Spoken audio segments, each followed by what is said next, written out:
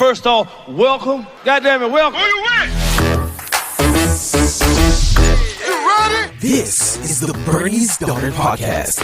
I ain't scared of you, motherfucker. The show where you get a front row seat to the magic, Who you with? humor, and wisdom of the late, great Bernie Mac, as seen through the eyes of his loving daughter. Oh, I don't care about you talking about me. And his famous friends. Welcome to today's episode of the Bernie's Daughter Podcast, where we are all about celebrating the man, the myth, the legend, the king of comedy himself, my daddy, Bernie Mac. I am your host, Janice McCullough, mostly known to y'all as Bernie's daughter, because y'all know that's what y'all call me. Y'all don't say my name, but it's okay. I love y'all anyway. Today, I'm so excited for my guest, and you will be too.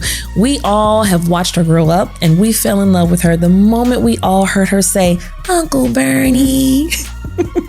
Since then, she has just been living life, and it's just been a pleasure to watch her grow up. So please welcome today's guest, the lovely Dee Dee Davis. Hi. How's it going? Thank you for having me. Thank you for being here. I'm so excited to see you. I'm so excited to be here. You all were so little. Like, I remember going all the way back to when my dad had pitched the show and everything was in development. And I remember when it came to the kids, he was like, when you see the kids, you just wait till you see the kids. And then he was like, baby girl, she's the cutest. Wait till you see her. And then once we got to set and we saw you, I was like, oh my gosh, she's so cute. So, but you were so little. Do you remember at all? I remember bits and pieces. Okay. Bits and pieces. I remember going out for the audition. I remember him being in the room and everything. I remember he was the only black man in a suit in the room. I remember that. And it's I remember learning my lines for the pilot. But it's bits and pieces just because I was so young. And I really didn't understand a lot of things that were going on at that time. So it's just, even for you to say he was excited for you to see us, yes. that's amazing to hear. Yeah, he was. This show, I always tell people that was his baby. He put a lot of his heart and soul into that show. And he, done pilots before that didn't get picked up. Mm-hmm. But this was, his project based off of his stand-up. And he was very big on all of that. And the show was so groundbreaking. Again, you were little, you don't, remember. But sitcoms back then, they didn't do the single camera without the lap. No, because I remember when the show started, and that was a big thing. People were kind of hesitant to get into it because there was no laugh track. Mm-hmm. But he was adamant that there would not be a laugh track. He was like, it's going to be funny. That's what he said. He said, we don't need to direct you when to laugh. You're going to know when to laugh. The jokes are going to be there. Mm-hmm. So, yeah. So you said you remember getting your lines and you remember doing the audition. What was that like from what you can remember? What was it like for you? From what I remember, my mom got me some pajamas and some bunny slippers. And she was like, I don't really remember going about it, but I just remember learning my lines. And I remember we were in the restroom and she was doing the lines and it was the ding, ding, baby girl, ding, ding. It was that part.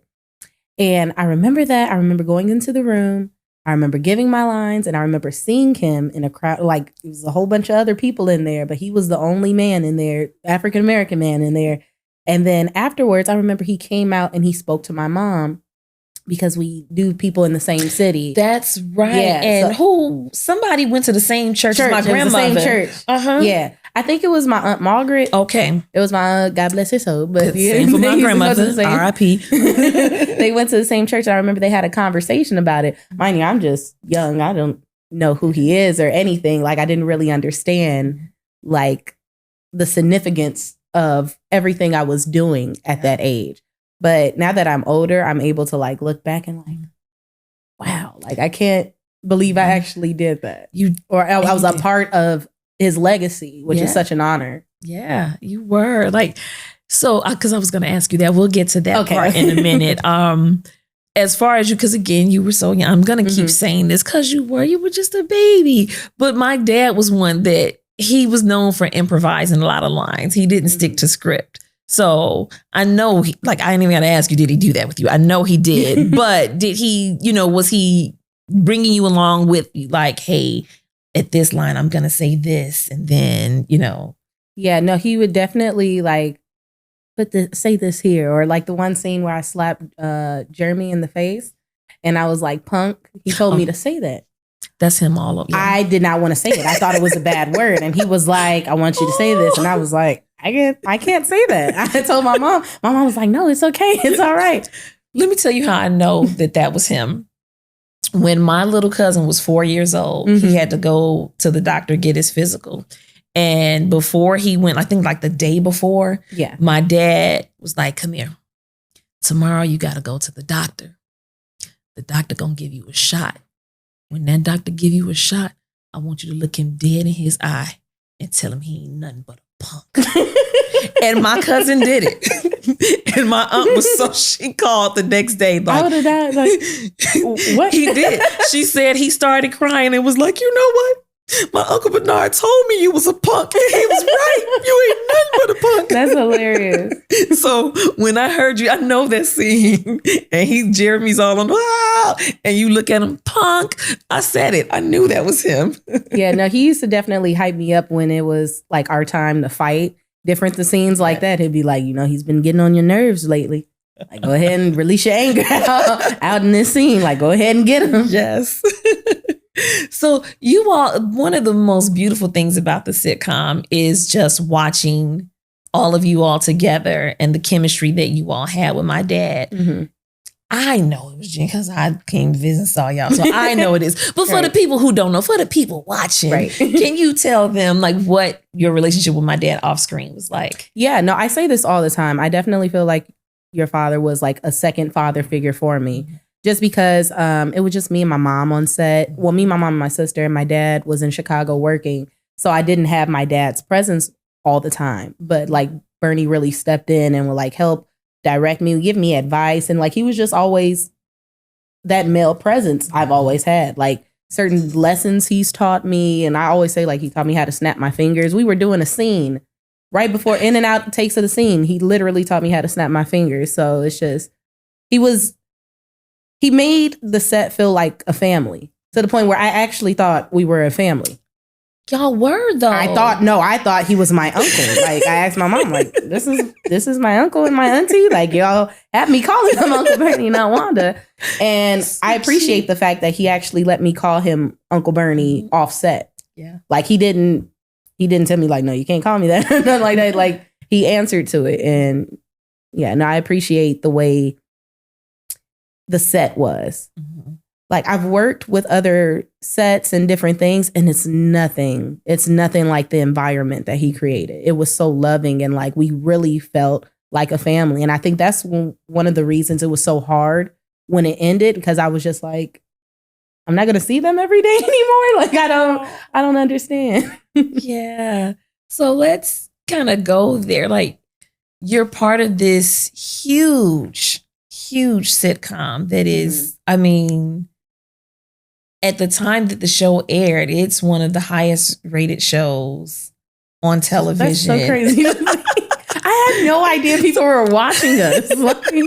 So that's what I wanted to know. So of course, again, because as a kid, you're just like, oh, okay. But at any point, did you realize that you were famous? Like, no, I didn't until it didn't really hit me until I got older. Okay. I say like I was maybe about like 19 or 20 and someone asked me, they were like, how does it feel being on a show that millions of people watch? And I was like, you think it was that many?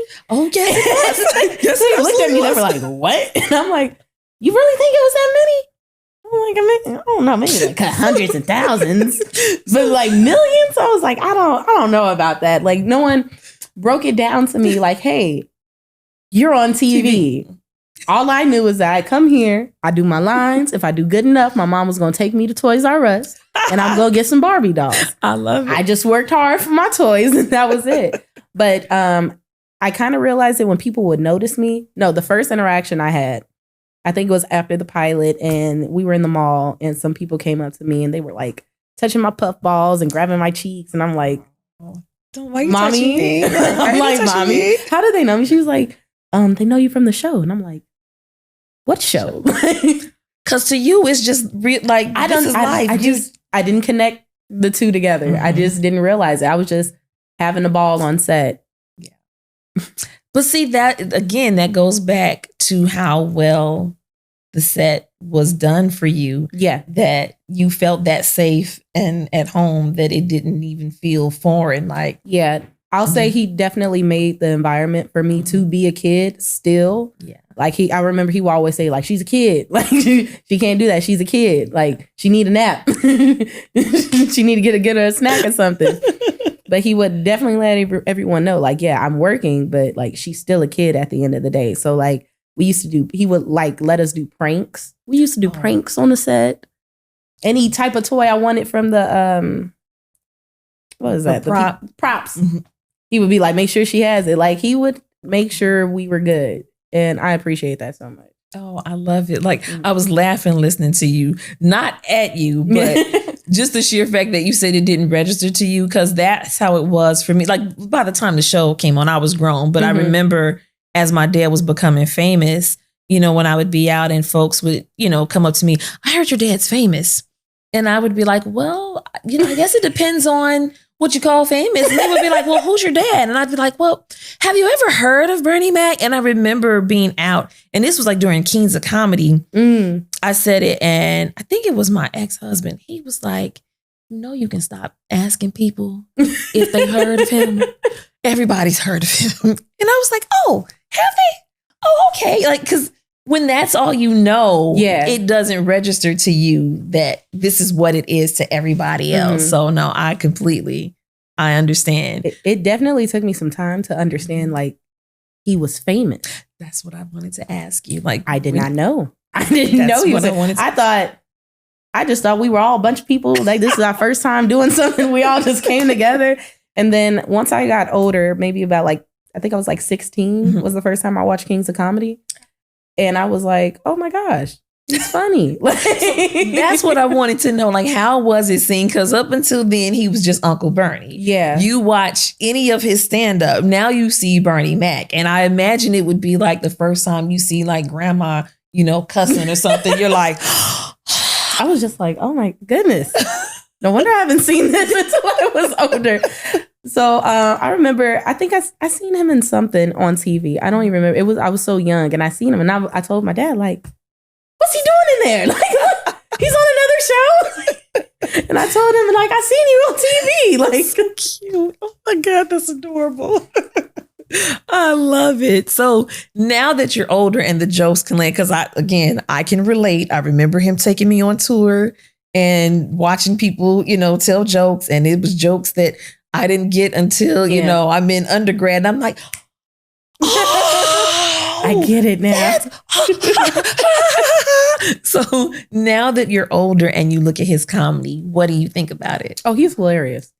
He's hilarious. He's my favorite, of course. And it's not, and we're not biased. Me being biased. No one's biased over here. No, it's just the truth. He's the funniest to me. It was just like, I just didn't know he had this side to him.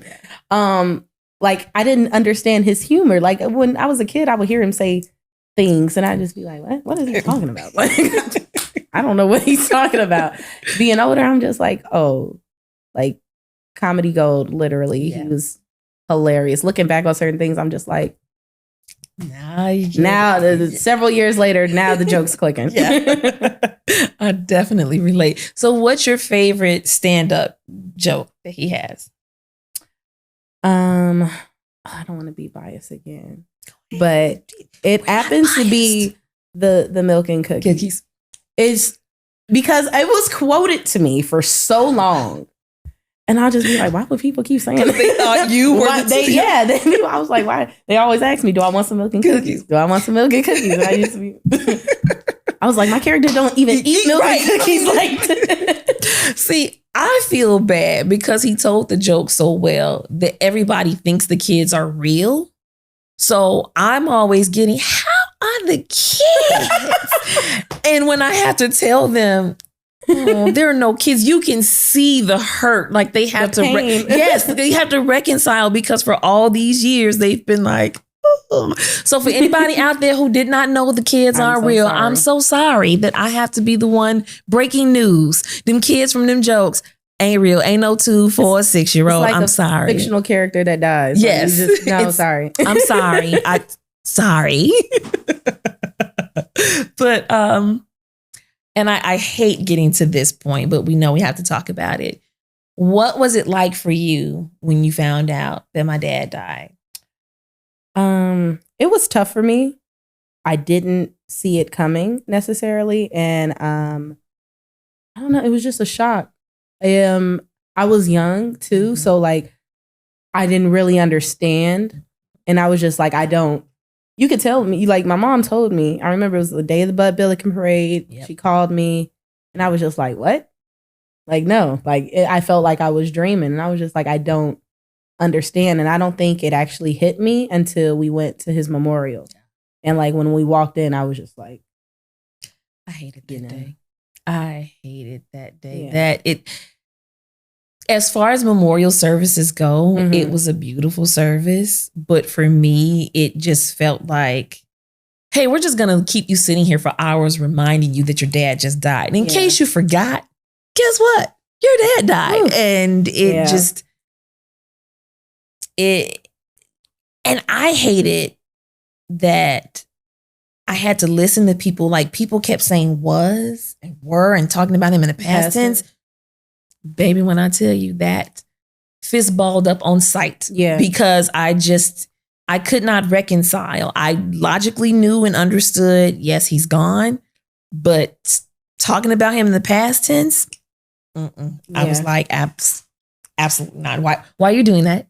Why? Yeah. No, I hear you. Because I know a lot of people ask me like how I felt just because I was on the show. But it's like, how did you feel? Because I said I wasn't gonna cry. Man. See, because when you brought it up, I'm sorry, but I had to because that's why I said I hate bringing it up. But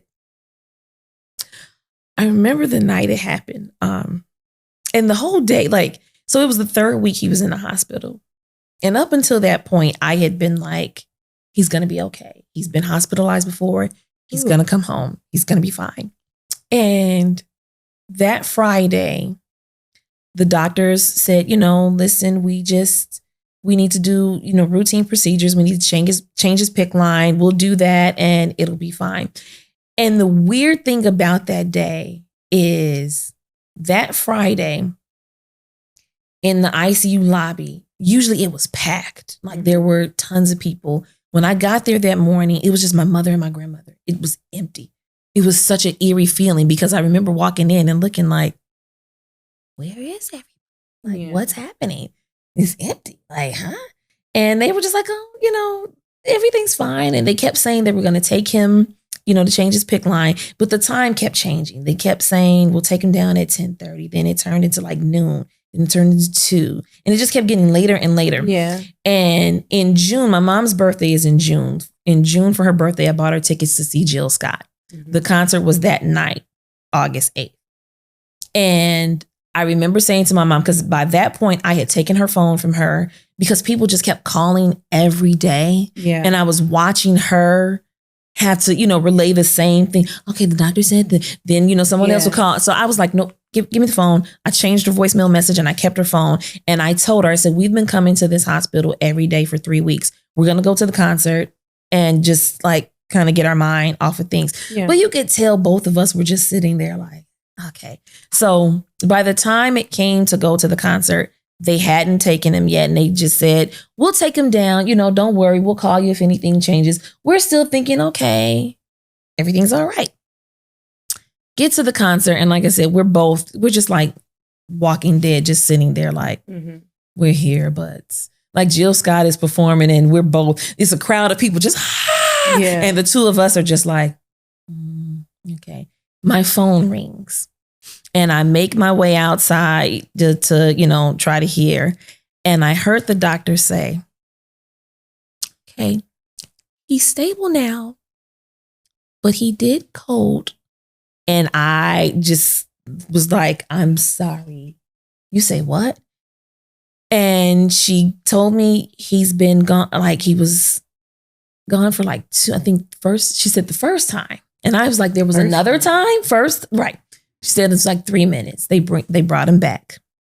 They were able to get him stable. They brought him upstairs to his room. And then when they tried to transfer him from like the, little transport bed. I'm sorry. I'm sorry. I'm not trying to cry. No, it's okay. It's okay. And I just, I never knew. It was a lot. It was. Even the day before, because, and I took it as a sign of like, see, he's so strong. Yeah. Because he hated he never got off the ventilator. Mm-hmm. And they wound up having to sedate him because he kept fighting. So they had to restrain him and then give him the feeding tube. Yeah. And so the night before, he woke up and he's lucid, and classic Rhonda. If anybody knows my mama, this will be hilarious to y'all. My mom goes, "Hey, Bernard, do you know who I am?" And he looks at her and rolls his eyes like, here she goes. So I'm taking that. I'm like, yes, this is proof. He's getting better. He's going to be fine. And then I see him like watching my mom, and my mom was like, I'll be right back. I think she went to go get him like some more water or something. And he waited till she was gone, and he motioned for me to come over. And then he looks at me and he mouths, "I'm dead." Like he went, I can't read mouth. So I ruined in the moment. I'm like, you say what? Huh? What? He was like, so he says it again. And I caught that. Mm-hmm. I didn't take it seriously because every time he got hospitalized, he was a horrible patient. Like next thing you know, tabloids going to be saying TMZ going to be reporting Bernie Mac dead. Might as well go ahead and say it. Like he always did that. Yeah. So I'm taking all of this as proof that he's fine. And so he says it again, and I'm like, I knew it wouldn't be long before you started talking like that. Man, go ahead with that. And he shook his head and he looked at me and went, and then he went like he was dying. And again, I didn't take it seriously because I'm like, I'm in denial. My dad can't die. And so to get from that was Thursday to Friday night where that happens. And I remember like once we got to the hospital and, when they let us see him, as much as I hate that I have that memory in my head, I knew the second that I saw him that he wasn't, you could just see it. He wasn't there. Yeah. And I remember they said they were going to clean him up, and they were like, we'll give you a room to go into, while we clean him up, and we'll come get you when we're done. And this whole time, my mom and I didn't talk at all. We're both probably in our own heads, afraid of the same thing, just not saying anything. And I just remember thinking to myself, if I fall asleep right now, he's not going to be here when I wake up. And I tried to fight sleep as much as I could. And next thing I know, I was sleeping. The doctor came in the room, and I heard my mom go, he's gone, isn't he? And I heard a sound. I didn't know it was me. I was like, who's making that? Like, I hear this. It was me. I lost it. And it was the worst. Sorry to bring y'all down. I wasn't trying to bring anybody down. It came up in conversation. So we will. No, it's fine. Well, thank you for sharing. Yeah. That. No, I definitely do appreciate it. Sorry. Oh no, I definitely got emotional about it. But it's okay. Just to hear you're a very strong person. I don't feel it, but thank you. Because I don't know how I would have the strength to at all. It's been 15 years. And I'm gonna be honest, probably for a good 8 of the 15 years, no, I was not okay.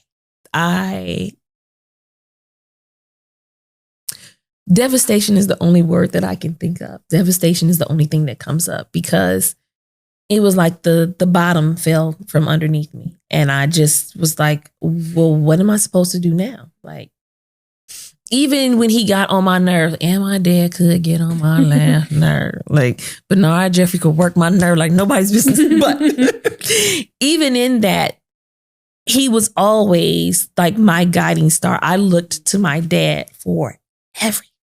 Yeah. So to not have him there anymore was just like, I was like, I don't know. How do you expect me to live? I don't know what I'm supposed to do.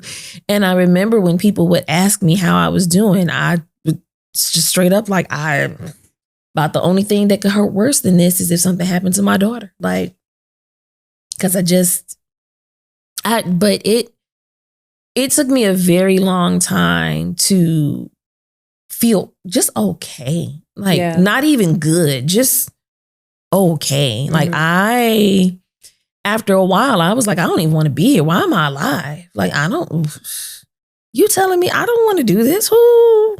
Yeah. And I used to, for a while, my daughter was the thing that kept me going. And then you understand the mom guilt. As time went on with that, I was like, well, now this is wrong. I can't put all of this on my daughter to make her my reason for living. Now I'm failing as a mom. And then it just got to a point where I couldn't even, that wasn't even enough anymore. And I really did. I had a plan. I took my daughter to school and I came back and I was like, I'm going to sit here in this garage with the car running and I'm going to let it happen. And I remember after 20 minutes, I can laugh now. Like, so for anybody, sorry, this got real deep, real serious. And I did not mean for this to happen, but we're here now. After 20 minutes, I remember looking at the clock and going, this is taking an awfully long time. Oh, no. Like, does it usually take this long? Please. And then my stomach grumbled and I was like, well, I'm hungry. Oh my God. For real. So I was like, I'll go ahead and eat, and then I'll come back to it. No, it's okay, because like I said, I can laugh at it now. Humor. Right? I can totally laugh at this now, and I kid you not. That was so. I eat, and then I was getting ready to go back and do it, but then I said, "Oh no, you know what? Because when you die, right, like your body expels everything. Oh, that'd be a terrible mess for somebody to have to clean up. So I'll wait. I'll wait till I have to go to the bathroom." So by the time that happened, now it's time to pick up my daughter from school. Yeah. And I was like, well, if I were to do it now, it'd be too late because the school would notice that I'm late. And if by the time they get to, like, it'd be, so I was like, well, I'll do it tomorrow then. So then tomorrow, the next day, comes. And then I remember just looking around the house and going, this is really junky. Like, whoever comes to see, like, they'll see my house is junky. So I'm not good. Let me clean up first. And I started cleaning up. And then I said, well, I'll do it tomorrow. And that's kind of how it happened. It wasn't I never made the conscious choice. Okay, I want to live and I'm going to stay. It was just all of these little choices that kept coming together that put it off. To where by the time I went through like all, the checklist of stuff that I kept adding, I was like, well, now it'd be just my luck. I try and I fail. Right. And something happens. So I'm not going to do it. And I was like, well, God, if you love me the way you say you do, I'm going to go to sleep tonight and I won't wake up in the morning. And of course, I woke up the next one. Y'all see, spoiler alert, I'm here. So, y'all see, I woke up in the morning and then I was just mad. Like, hot damn, like I'm still awake. And it went like that for a while. And then it just got to a point where I was like, well, I'm here. So I guess. And then I stayed in that space for a long time until just gradually, I'm going to be honest, it's probably only been about the past year and a half. Wow. That I've actually been like, okay, I like life. I'll look forward to the day I'll keep going. But it was rough. And if you had told me back then, like, hey, you're strong. that would have just made me feel even lower because I would have felt like a fraud. Like, no, you think I'm strong, but if you only knew what was bubbling underneath me, no, I'm not strong. Like, so, that's honestly like an inspirational story. Still no, because like there's so much light in there that you, even if it was the little things, that the little things is what kept you going. Yeah. And honestly, I did not know where we were going to go with the subjects of this, but like, I never knew that. Yeah. And I thank you for sharing that with me because, man. Thank you. Yeah. And I know like, it's probably people out here watching this like, wow. Yes. You know, so many people probably don't even know how like it affected you and like how you're doing with it now. And like, it's nice to hear, not nice to hear, but you know, it's like, I appreciate you sharing that with me. Cause I've always wondered, like, you know, people ask me like, how do you feel that he's gone? I'll be like, you know, he has a family, you know, he has a daughter. Like I only played his niece for like 5 years out of my life. But man, thank you. No. And because we took this turn, I'm just going to take this moment to say for anybody out there who is in that space that I was in, please don't make a permanent choice. Please let the little things help you out of it. And there are resources out there to help you. It's life gets to lifing. And one of my favorite quotes is Mr. Prosper from Queen Sugar. None of us are so strong that we can't find ourselves in dark spaces. So yeah, but thank you. I appreciate that. Yeah. I had this is how you know when stuff comes up, because I had like all of my questions were going to be light and airy. And then I had planned on asking just that, like where, you know, because we have to talk. He's gone, so we have to talk about that moment. But I had no intention to go here. It's nice to hear your truth, though. Thank you. Your perspective on it and like everything that you've seen and versus like what you've been through. Yeah. Man. Well, I appreciate it. Thank you. We won't stay in this dark place. We will. All right. We will bring it back up into some levity now. Woosah, deep breath. Oh, yes. All right. There we go. Okay.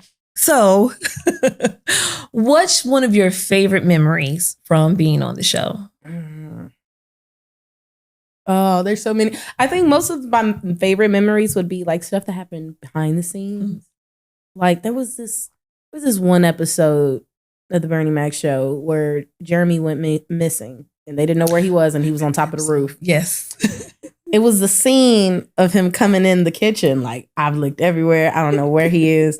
We could not get that scene right. I swear, I don't know how many takes we took. Every time he would come in, just bust up laughing.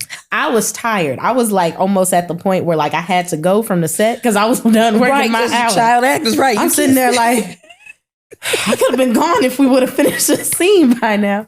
But we had so much fun. He kept the set so fun to the point where I went on another set and I was just like, y'all don't have parties? It's Friday. Y'all not having a party. It's bump and grind time. Exactly. You know? Like the bump and grinds, the karaoke's, there's so many memories. This is mainly the parties. Like when I tell you, he used to like let us have full run of the set. Like I love golf carts. I remember one time he caught us on golf carts. Camille has said that. Yeah, he caught my sister and Camille on golf carts. But they were like, I don't know how old. Mind you, I used to be driving the golf cart and I'm like 6. But it's so many little things, like just the littlest things. Where I used to say, like, we used to watch Maury and Jerry Springer. Maury was his show. Yeah, we used to watch that in the dressing room. And I remember he always used to have this chocolate cake. I don't even like chocolate cake, but back then, oh my God. It was like double chocolate. Like you seen that's how he liked like Matilda? Yes. Like it was like one of those cakes and he always used to have it. Sort of. And he would be like, I cut you. Lots of that cake. And I remember we were all sitting in this dressing room and we be sitting there watching Jerry Springer or Maury.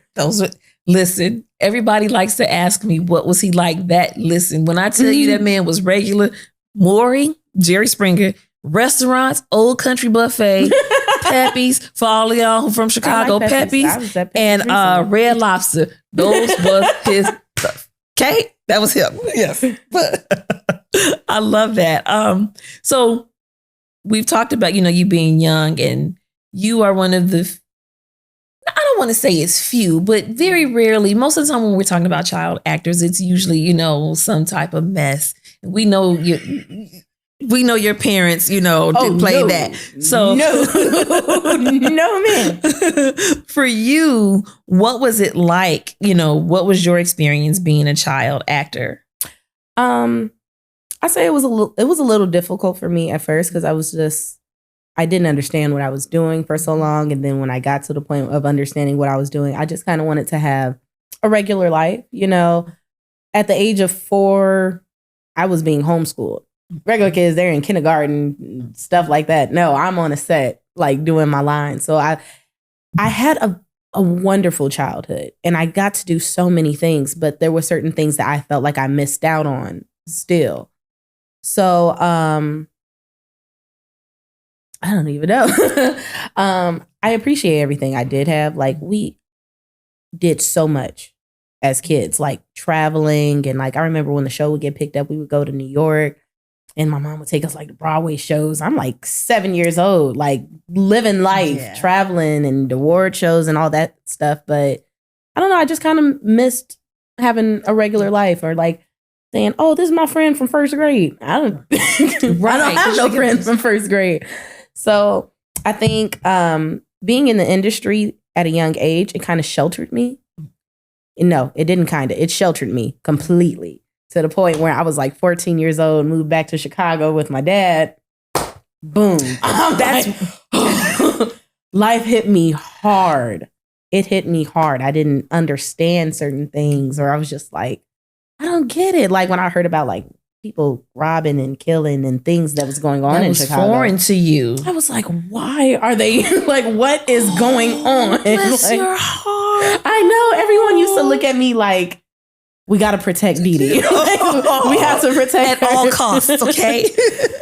Yeah. Everyone just used to look at me like so pure just because I just didn't know. No, yeah. I just didn't know. And so life hit me pretty hard, but I'm thankful that it did, because it made me very humble as well. And so like it made me who I am. So that's awesome. Like you brought up exactly where I wanted to go with this. So you have been homeschooled your entire life. Yes. And then like you said, 14. Sophomore year of high school. And then you go from being homeschooled to now public school. And what school did you go to? Rich Central. Boy. Rich Central High School. I was so nervous. I've never been around that many kids. Like literally, I would say like, the kids in the background. Yeah. Those used to be my friends. I still have some friends that I met from the show that they were like background characters, or they played my friends in the show. Like we're still friends. So it was just so weird being around so many people are like my age. And then when they found out I was from the show, they were just like, had so many questions. And I was just like, oh, this is too much. Or a lot of people are like, what are you doing here? What are you doing here? I was like, well, this is my bus stop. I'm in district. I'm going to Rich Central. I couldn't help it. Oh, man. I wanted to go to HF, by the way. Just going to throw that out there. I was right down the street. I thought it was a better school. Yeah. We didn't have ice packs. I'm going to just say that. Rich Central needed to do better. Okay. You hear that, Rich Central? Hope y'all They're not even Rich Central no more. They didn't change their thing. It's Rich Township. They changed the whole school around. Front door. I have learned something new today. Okay. Yeah, my high school reunion is supposed to be next year, but are you going? We don't have no school no more. Well, we supposed to, how are we gonna celebrate? Our school is gone. Well, I mean, I guess the alumni I guess it ends with us. Okay. Hey, listen. So when you get to Rich Central, like, is everybody welcoming, or did you get, some of that mean, like, she thinks she... I got a mix. Okay. I definitely got a mix. Like my first day, no one noticed me, which was so stupid. My dad started me at school on a Friday, and I was just like, who does that? Daryl? Yes. Daryl, I got questions. Why you do that? Who sends somebody to school their first day on a Friday? I'm like, okay, what is this? Like a little taste of it? You can wait till Monday? So I went to school Monday, and I had got my hair braided, like almost micro braids, like how I had in the show. Mm-hmm. And so somebody was looking at me, and they were like, you look like that girl from the Bernie Mac show, just making a joke about it. And I was like, no, I am. Just thinking nothing. Like, they were like, you're lying. And I was like, that's a weird lie. Like, who pretends to be this character? And I remember at the end of the day of school, it circled around and there was like so many people by my locker and it overwhelmed me. But like eventually, like people would just start talking to me or like ask me about my experience. I felt like some people were just like, she thinks she's badass. She thinks she's famous. No, I'm right here with you. Well, actually, yes, I am. Check my resume, but I will say that like I never had that attitude about anything because I never understood that I was famous until I was older. So I just never had that complex. Like I never was like, yeah, I was on a show or like it was more like, yeah, I was on the show. Cause you were like, yeah, it's a fact. Like I just IMDb. Thought it was like I didn't see how important it was. Like the value of it when I was young, but like as an adult now, it's just like I can't believe I even did that. Like, yeah. And you get to be introduced to new generations. Yes. Yeah. Let me tell you, I volunteered at my son's school today, right? And we're sitting there on the carpet. It was pumpkin day. So I'm sitting there on the carpet with him. And this little girl, she was looking at me and she was like, I know you. And I was like, you do? She was like, you're famous. And I was like, whoa. I was like, no, I used to be when I was your age. And she was like, yeah, me and my mom Googled you. And I was like, oh, wow. Okay. Who else knows? Everybody. I'm assuming so. Yeah. Somebody, one of the teachers, I was walking down and she was like, I love the show. I was just, oh, okay. Well, listen. I didn't know you knew. But the face is the same. Like you couldn't hide it if you wanted to. Yeah. Like the face is, you have one of those faces. That's what they say. Yeah. I remember in the pandemic, I had a mask on. I went into the gas station and somebody was like, you're the girl from the Bernie Mac show. And I was like, what? He was like, yeah, that mask ain't doing nothing. I can see it in your eyes. I was like, oh man, I need to put a ski mask on or something. You can't, it's the face card is just, it's there. Like, yeah. So you are like, just say everybody knows who you are, but you are grown now. And I don't mean like you just turned 18 and you've gone into adulthood. I mean, you are grown. How is it for you to be at this point in your life, but a lot of people still want you to be baby girl? I've kind of dealt with it now. Like all my life, everyone's your baby girl. I'm used to it. I'm just, kind of used to it. Like, but I think people are now coming to understand like, oh, like you're really an adult. Like I remember it was such a fuss when I got pregnant. And everyone was like, what? Like, oh my God, no. Like, how? What is going on? How you think it happened, y'all? We all know how. But people just didn't understand it. Or people still hold me in that, oh my gosh, like, I can't believe it. But I just kind of accept it. Like, people, it's like, I have a favorite show, right? And I have characters I love. And so it's like, I understand where you're coming from. Like, it's just love. You just don't want me to grow up because you've seen me so young. Some people are just like, I feel like I grew up with you. Like, they really connected to my character. So I'm fine with it. I make it very known. Like, I'm an adult. I'm getting up to 30 very soon. I have 2 children. Like, I am full mommy. But, I was like, if you want to sit here and call me baby girl and keep me young, that is fine. I'll accept it. That's a great attitude to have, though, because, there are some, celebrities, you call them by the care and they be ready to cut you. Like, I'm glad I didn't have a bad character, though. I am glad I didn't have a bad character that I couldn't really break out of, because it could have been like, like Steve Urkel had a very hard time breaking out of his character. I would say mine's is just, I'm the same. I'm just grown up, So having said that, I gotta bring up OnlyFans. I have to. Come on, here. Right? You. Yes. If I didn't, folks would be like, I can't believe you had her. That's why we were talking about me being grown first. Well, we was leading in. Actually, no. I'll tell you why I was talking about you being grown. One of the biggest things that I want to do with this podcast is help people to see my dad, not just like, oh, I'm learning more about Bernie Mac. I want them to see Bernard Jeffrey. Yeah. I want him 100%. To be more than just a 2D character. Mm-hmm. But that's not only what I want for him. I want that for, whoever sits in this chair and I talk to, but most especially when I talk to you, like same thing with Camille. When I talk to Camille, I want the same thing for you all because I understand how people can try to pigeonhole you. First of all, listen, especially in the Black community, like no offense to other communities. I'm Black. That's all I can speak for. We know how difficult it is when you grow up in a Black family and everybody, you the baby of the family and you get grown and everybody still want to talk to you like you 4 years old. And so it's exacerbated for you all because you grew up in front of the whole wide world. Yeah. And, it's not like it was back in the day where when a television show ended, unless it went into syndication, you didn't see reruns. It's everywhere. You can turn it on. Anybody want to watch it right now, which you can, by the way.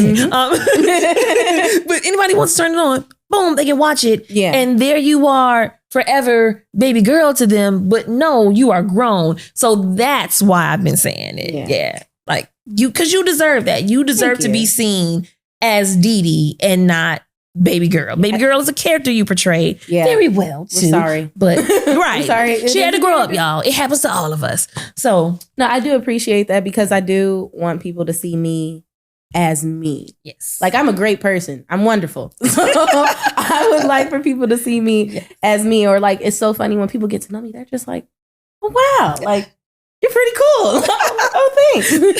Yes. See, that's what I want people to know. So you start OnlyFans, and it was so funny the way it happened because Camille announces she's doing it, and then you announce you're doing it. Well, mine's she started hers first, and I started mine at the beginning of the year, and she started hers I think in 2020. Like right, I know it was like during the pandemic, right? Yeah. So I think it was in 2020, and I remember she told us that she was going to do it. A lot of people thought like I was trying to piggyback off of her, and it wasn't even the case. It was just, hey, look, I'm grown. I'm gonna get on here. I wasn't doing. I will say this: I'm not doing anything crazy on there because I'm still a mother. Mm-hmm. It was just like I see people take lingerie pics and post them on their Instagrams or take little nice pictures. I've never done nothing like that, so I was just like, I'm gonna do it.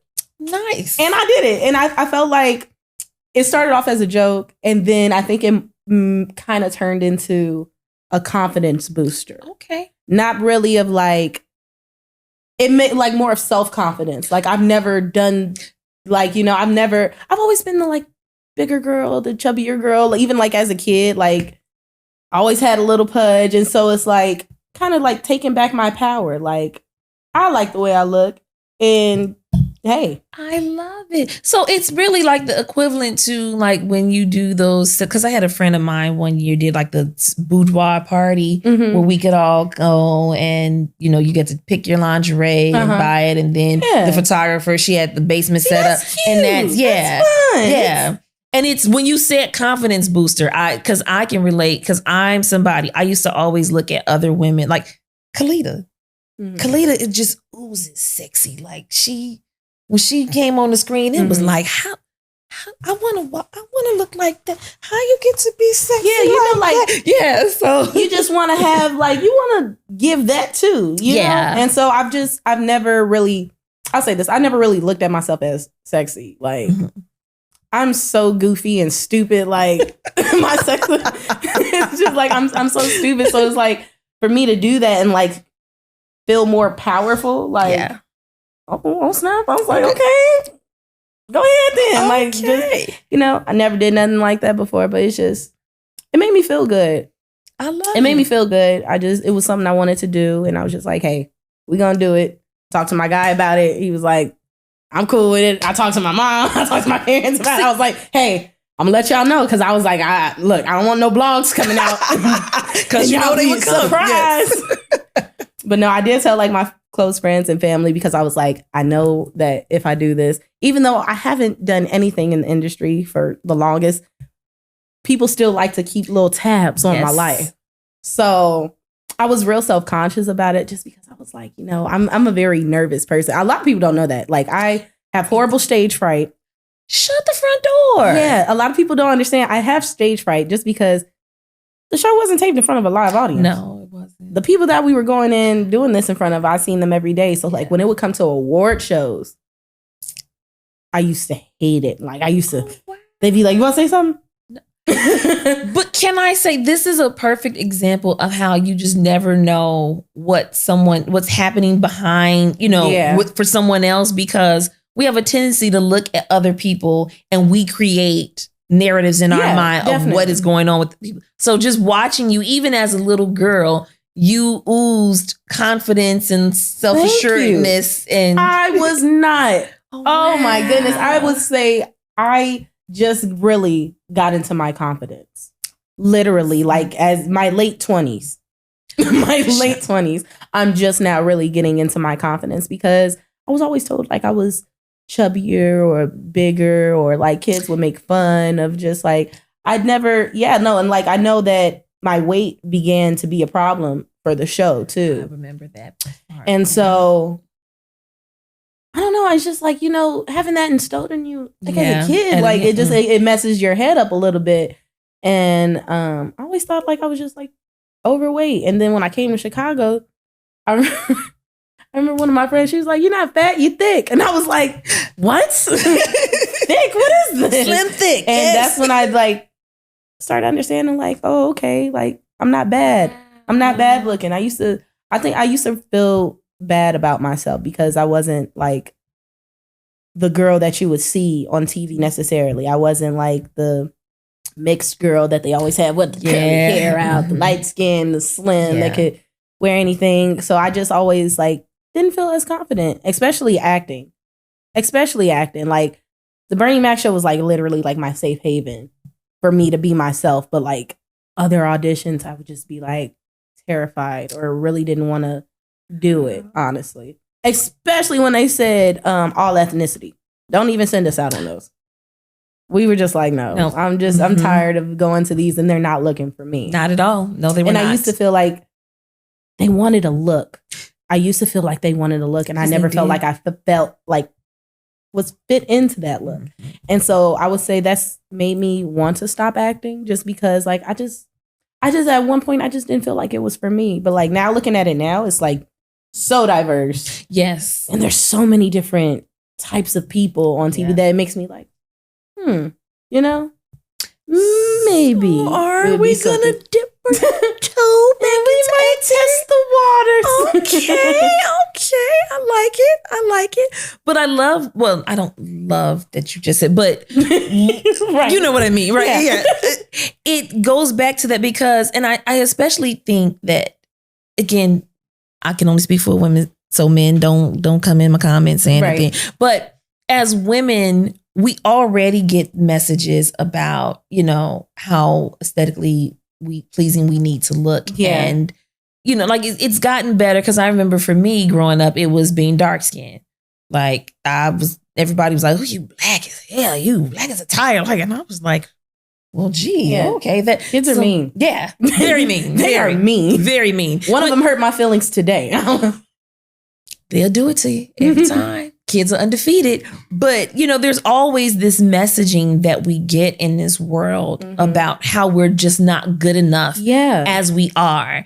And it's so interesting to hear you say and I'm so happy that you said you're coming into your own now, because mine didn't start till I was damn near 40 to be like, oh, I like me. Oh, okay. But it's in a world that is constantly telling you that you're not good enough. Yeah. And then you narrow it in even more because now you're in this industry that, like you said, there is a specific look that they want. Mm-hmm. And it doesn't mean anything is wrong with you. It's just you're not that look. Yeah. And it's nothing wrong with you. We just don't want you. But when you hear that constantly, how do you not internalize that? And that's the thing. Like there's so many no's in acting, and like hearing that as a kid, it's just like, why?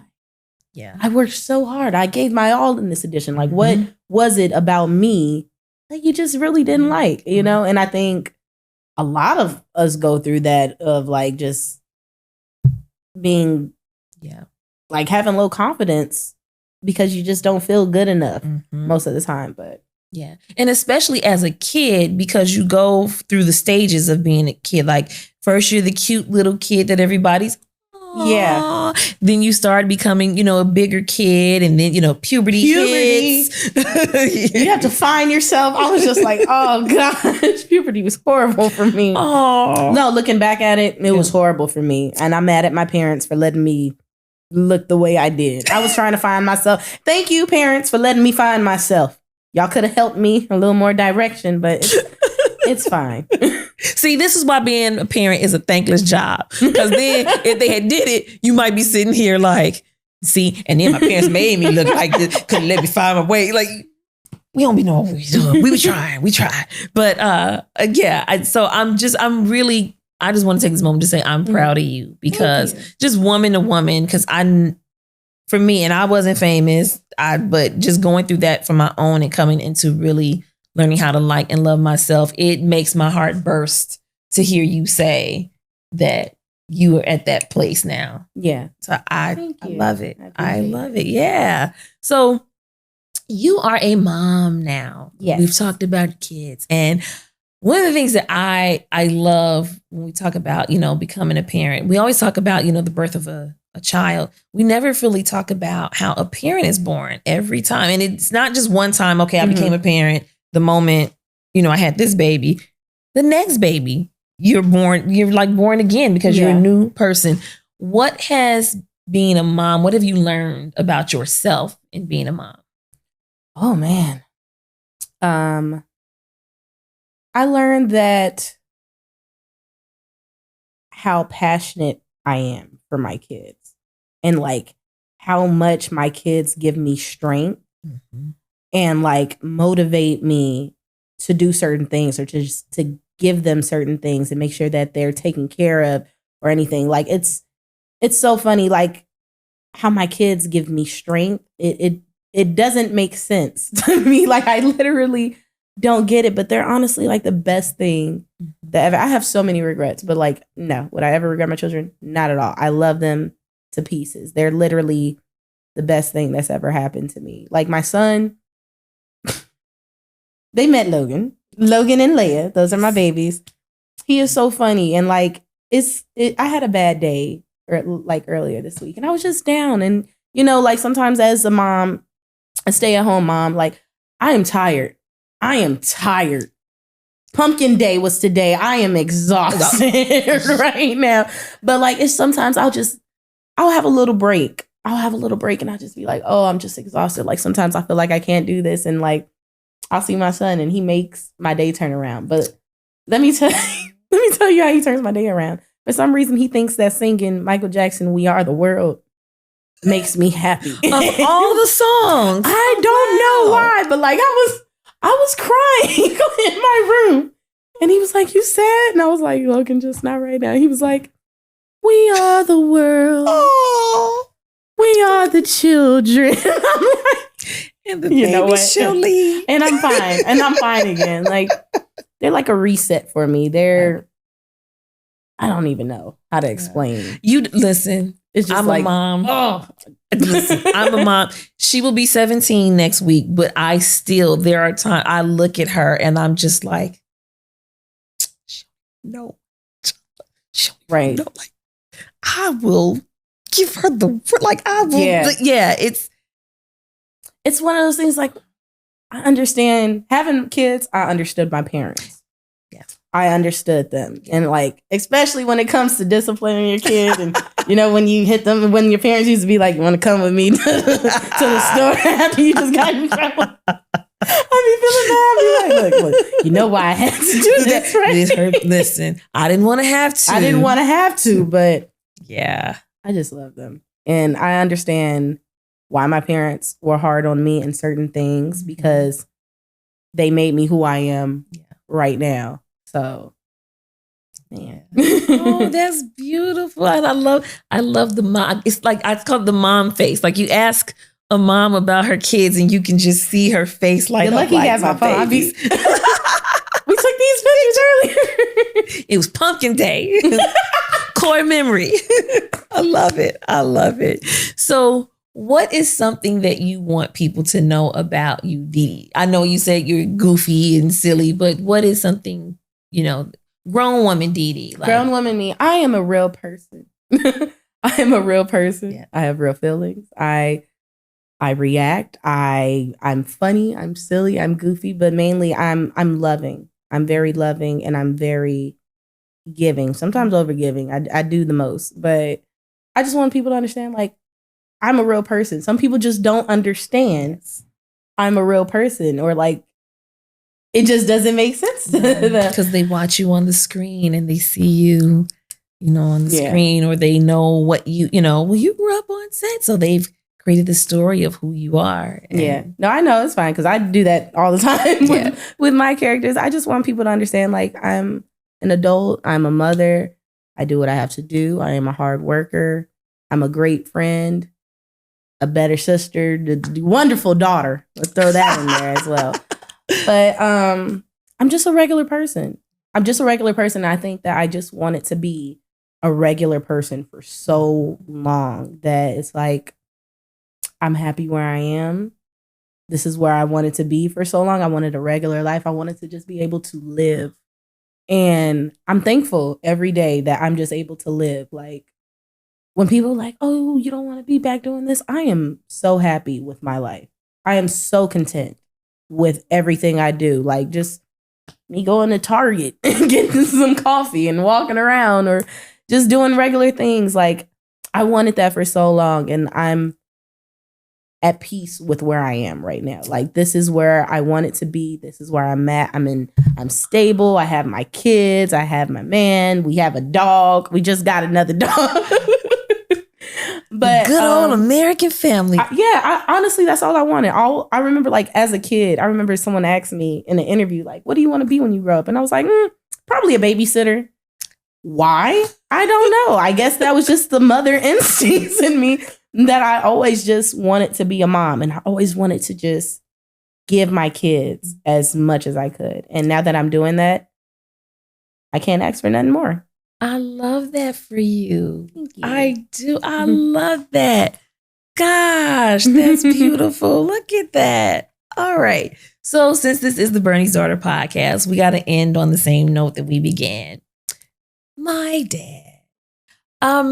What would you want people to most remember about my dad?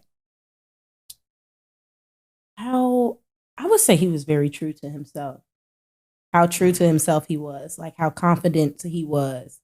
I remember like he would give my parents advice like in showbiz. He'd be like, don't let these people like walk over you. You better stand up. You better like I wish like I could just have a piece of him and like be. I used to say that all the time. Be that brave. Yeah. Like he was like, I can't even think of the word. Like I know what you like. He and I are a lot alike, but I always tell people that piece of him that was like he walked into a room. Like I always liken it to Cedric the Entertainer's joke from Kings of Comedy. When we talk about the difference between black people and white people coming to the seat, how white people are like, I hope no one's in our seat. Like that was me. And then he was like, how black people are like, man, I wish a mother would. Right. That was my dad. Yeah. Like, so that's how I always describe it. So I know exactly what you mean when you say it's like, that. I don't know, his confidence. Yeah. When he just like walked into a room, like he's here. Yeah. He had such a presence. Well, he has such a presence about himself in his comedy, in all the work he's done. Like he can walk in, demand everything. He's here. Yeah. And I would love to have a little piece of that in me. Same, girl. Same. Well, I just want to say thank you so much. Thank you. It has been a pleasure not only just getting to watch you grow up, but just to have you here and have this conversation with you. It has definitely been food for my soul. Thank you. I appreciate being here. Like this was really great. This is really great. And I just really appreciate you being open and talking to me about these topics and everything that we spoke over. This was really good. And I hope y'all enjoy this because I enjoyed this. I'm gonna watch this back. I'm gonna share, paste, copy everywhere. Yes. Like I think it's really nice to hear this side from you, Yeah. Listen, if you had told me years ago, but even 6 months ago, that this is what I'd be doing, I'd be like, absolutely no, I wouldn't. Who told you that? No. So in doing this, it's been really nice because it allows me to not only, you know, talk about my dad, which I love to do, but Yeah. it allows me to sit and talk to you all who knew him and get to see him through your eyes, which I really like and appreciate. So once again, thank you. And there you have it, folks. Another episode of the Bernie's Daughter podcast in the bag. And I made it out without ugly crying. Winning. Thank you all so much for watching and or listening. You could be doing anything with your day, so that you took time out of your day to join me. It is not unnoticed. It is not unappreciated. And I just want to thank you. Once again, my thanks to the lovely Dee Dee Davis. I am your host, Janice McCullough, but y'all know y'all call me Bernie's daughter. And as my daddy before me told y'all, I ain't scared of you, mother. You know the rest. Until next time, who you with?